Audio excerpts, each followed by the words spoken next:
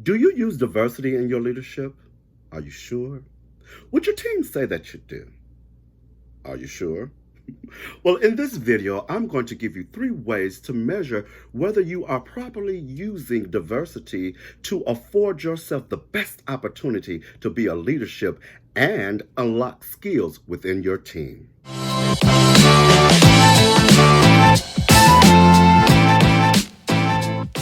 Now, if this is your first time to the channel, I want to welcome you. I am Dr. David Glover, and I am committed to inspiring you to lead and to live. So if you can use a moment, make sure you go ahead and click the subscribe button, and also don't forget to click the bell button so that you are notified each and every time I upload a new video. So today we want to talk about and deal with diversity as a strategy plan inside of your leadership. I want to give you 3 different ways that you are able to incorporate and make sure you have a checkpoint of that you're being a diversity leader, a leader that uses diversity, that harnesses and hones and pulls out those differentnesses in people, those unique qualities in each of your team members, so that it makes a better lifelong journey in your group and in your team for your organization. So the very first thing, let's get right into it, is that you want to make diversity personal. What I mean by that is I need you to consider what diversity means to you. And how do you do that is by first looking at yourself and saying, how am I diverse within myself? What makes me part of diversity? So I would look at myself in the mirror and I say, I'm David Glover. What makes me diverse? Well, number one, I am a male. That can, in some situations, make me diverse.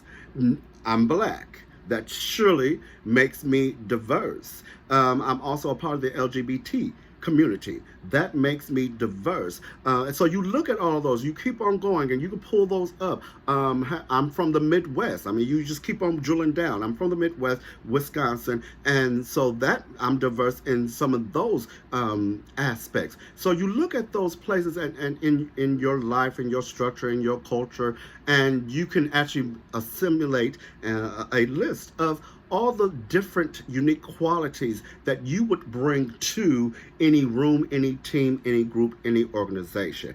And you learn, well, how does that make me diverse? In what ways and what attributes does that make my uniqueness a quality?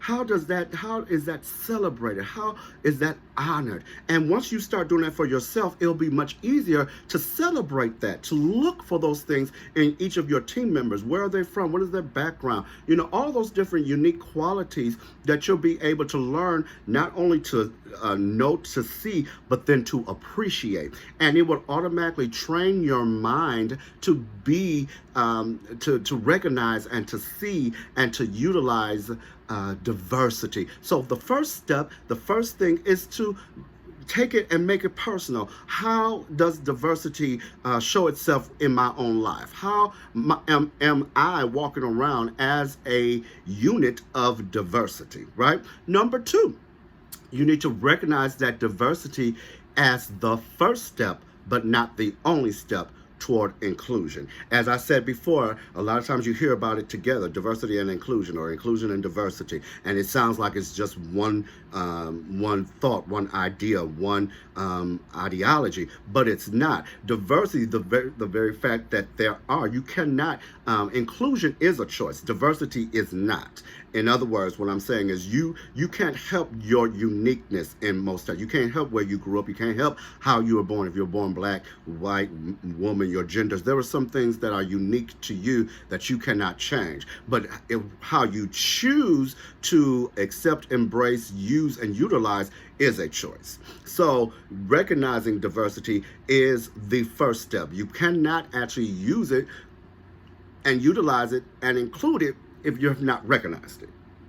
It doesn't work that way. So you have to be very clear that I need to be able to train myself to recognize diversity, because when I recognize diversity and its need and its asset, why it is important to have different perspectives, because it takes all of the perspectives to make a good product, to make a good outcome, that the output and not just input is actually much more viable, much more thought through, much more universal, much more usable when you have a diverse amount of people putting into the pool. You have to recognize first that diversity is something that I need to recognize, that I need to see. It needs to be my second nature. It needs to be, how can I utilize? I don't want groupthink. I don't want everybody to look like me, act like me, sound like me, be like me. It may be easier, but it is sure death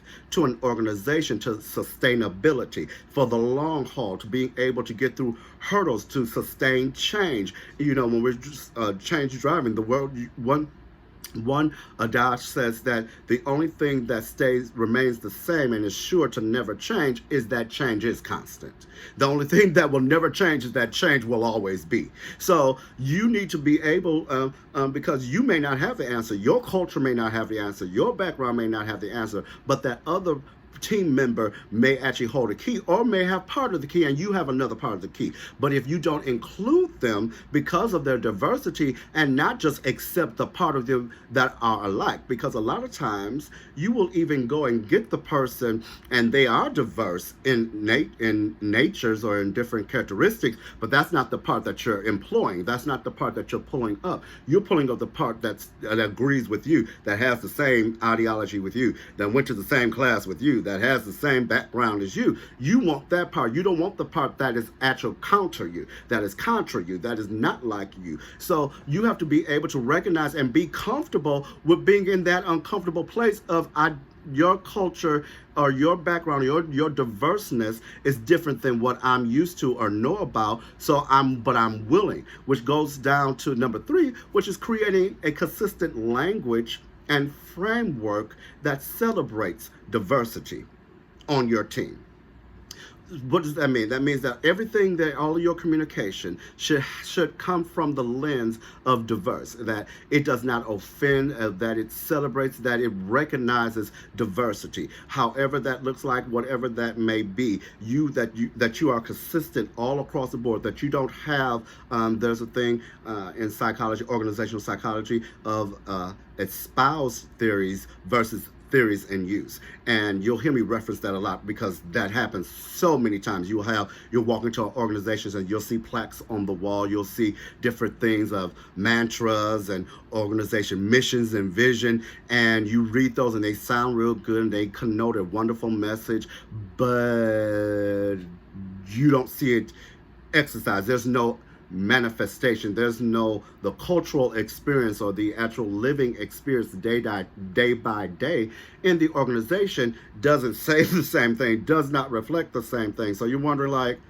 where am I? You know, you look at something that's supposed to be, you know, they have these wonderful mantras of helping and being there and working together and having motivation, and everybody's angry and everybody's, you know, out for themselves and they're working in silos. There's no interchange of ideas, and you have hierarchy that are, you know, battling against each other and vying for positions. You have all of those things. So that is actually the theory in use, which is only the strongest survive. Or every man for themselves. That's the theory in use. Forget what your mission says. So we want to make sure that your language, even when it comes to diversity, you may say, yeah, we celebrate, you have your EEOC at the bottom of you saying that, you know, we don't discriminate against blah, blah, blah. But you can very, very well see that even in unconscious biasness, that there's only a certain look that makes it to the top or that gets promoted, only a certain sound. I mean, you have that all across organizations. That's whether that's for corporate or nonprofit. That goes all the way down to churches, all the way up to Fortune 500. There's a certain look. There's a certain, in our presidency, you have all of these different things that there are expectations, social norms and decorums that are birthed out of non-diverse thoughts and pattern. And so in your organization, you want to be able to make sure that your language all goes the same way. And a way you can do that is found in this book. To go on, I want to just make a shameless plug on my page, and I will put the link for this book in the below. But I want you to comment below. What are ways what that make you unique? How is it your ageism? You know, we have all those different classifications of different things that make us unique. Put it down. Comment below. I want to read. I want to engage. I want to talk to you. What are some things that make you unique? You may even, when you go down, read the other comments that are listed below and see, hey, I never thought of that, and exchange with them. I encourage that. That is beautiful. That is wonderful. We are a team. We are a co-op. We are here together, and it's going to take all of us to get through, to get to the next level, to get above wherever we are. So I encourage that today. I hope that, please comment below. Let me know if this was helpful to you, if you found this information to be of use. If there are more things you wish for me to talk about, comment below so I can, put it on the agenda of things that I can talk. I want to be able to use my doctorate degree and my experience to be able to help you, to be able to lift you, to be able to engage with you. You may not even agree to what I say. Some of the things you may see differently. That is absolutely wonderful. I welcome different opinions, perspectives, and thoughts. Now, we all ask that you be respectful. That's one thing, yes. But I think that to be respectful is to know that my opinion is not the only one. My thought is only based off of what my thought is, from experiences of what I've learned and what I've gleaned and what I've seen and what I've, maybe even read through empirical data, scholastic achievements. That is all fine. But you have a right to a different thought, and we have a right to discuss it. So I want to hear from you. Comment below. I will be uploading weekly, so make sure you subscribe. I'm trying to press my way. I just started. This is actually my third video, I believe, on YouTube. Everything else that I did before had already been pre-recorded as lives off of Facebook, but these are the ones that are actually for YouTube. So this is my third time, so let me know your thoughts. Let me know if you like the background, you like the lighting. Can you hear me properly? Do you need music? I may try and put music on one of mine. You let me know if that works when I actually do that. Let me know if that works. So, this is all, we're all growing together in one way or the other. You are a part of this tribe. You are a part of this nation. I haven't named it yet. Also, put down what you think we should be called in Moments with Glover. What should our tribe name be called? I might even put that on Facebook. What we should be called. So, again, here's my book. I'm going to put the link down there. Click the bell to make sure that you are notified each week that these videos are uploaded. And until next time, stay well.